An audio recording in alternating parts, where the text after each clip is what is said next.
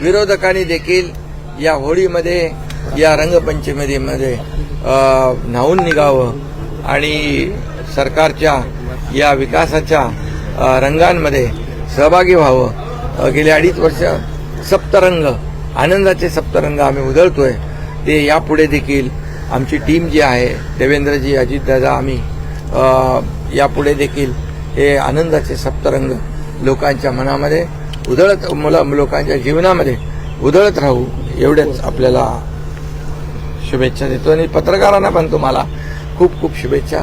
तुमची देखील होळी चांगली साजरी हो आणि त्या देखील शुभेच्छा तुम्हाला। सर, काही वेळाने भगवा रंग सोडला आणि आज त्यांना विरोधक म्हणून बसावं लागतंय।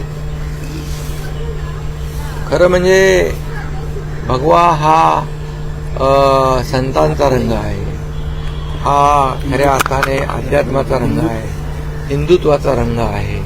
हिंदुत्वाचा रंग भगवा आहे आणि तो कुणालाही बदलता येणार नाही। जे बदलतील त्यांना त्याचं प्रायश्चित्त भोगावं लागेल।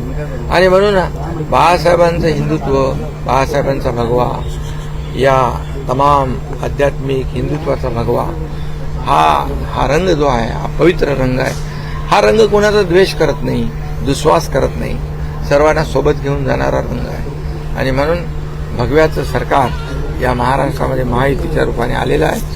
दिल्लीत देखील, केंद्रात देखील आदरणीय प्रधानमंत्री नरेंद्र मोदीजींच्या नेतृत्वाखाली हिंदुत्वाचं भगवं सरकार देशाला पुढे घेऊन जात आहे।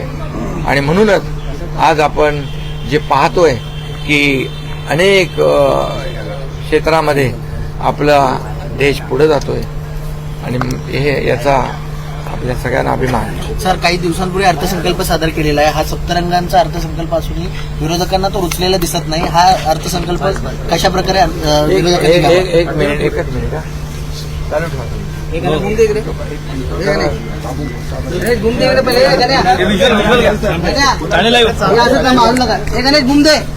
केलेली आहे आणि त्यांच्या निवासस्थानी नुकतीच त्यांनी धुळवड साजरी केलेली आहे, रंगांची उधळण झालेली आहे। त्यांनी सर्व पत्रकारांनाही शुभेच्छा दिलेल्या आहेत आणि त्याचबरोबरीनं सप्तरंगात आम्ही न्हावून निघालो आहोत असं त्यांनी म्हटलेलं आहे। संपूर्ण राज्यभर, देशभर आज दिवाळीचा तर त्यांचा नातू इथे दाखल झालेला आहे, श्रीकांत शिंदे हे देखील आहेत। आणि आता नातवाबरोबर धुळवडीचा आनंद उपमुख्यमंत्री घेताना आपल्याला पाहायला मिळत आहे। खासदार श्रीकांत शिंदे हे देखील धुळवडीच्या या सगळ्या रंगांमध्ये न्हावून निघालेले आहेत। तसंच त्यांचा मुलगा म्हणजे एकनाथ शिंदेंचा नातू देखील धुळवडीच्या या रंगांमध्ये न्हावून निघालेला पाहायला मिळतोय। हातामध्ये पिचकारी घेऊन त्यांना आजोबांवरती रंग उधळलेले आहेत आणि संपूर्ण घराच्या या परिसरामध्ये सध्या आपण पाहतोय रंगांची उधळण केली जाते।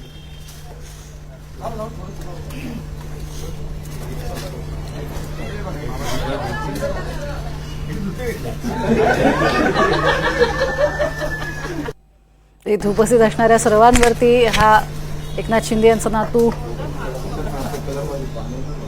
रंगांची उधळण करतोय। आता सध्या थोड्याच वेळापूर्वी उपमुख्यमंत्र्यांनी प्रतिक्रिया दिलेली होती की सप्तरंगांची उधळण ही गेल्या काही काळापासून आम्ही करतो आहोत आणि येत्या काळातही अशाच पद्धतीनं आम्ही सर्व राज्यावरती लक्ष ठेवून राहू, आमच्यातला एकोपा कायम राहील असंही त्यांनी यावेळेला सूतोवाच केलाय।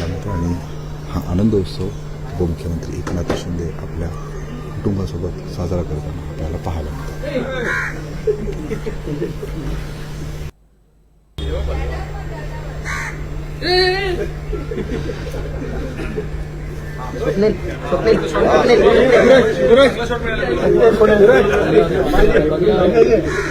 उपस्थित असणाऱ्या सगळ्या पत्रकारांवरती सुद्धा रंगांची उधळण होतीये।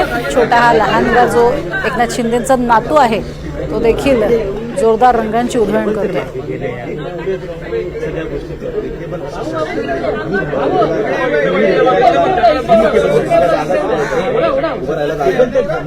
नैसर्गिक रंगांचा वापर खास करून केला जातोय। कुठल्याही पद्धतीनं केमिकल युक्त रंग हे वापरले जात नाहीयेत।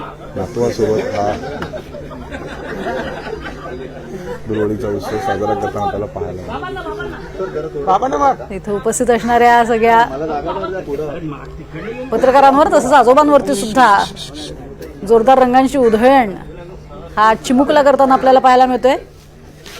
आजोबांना सुद्धा त्यांनी चांगलंच रंगवून टाकले. भगव्या रंगाने तो सध्या खेळताना आपल्याला पाहायला मिळतोय.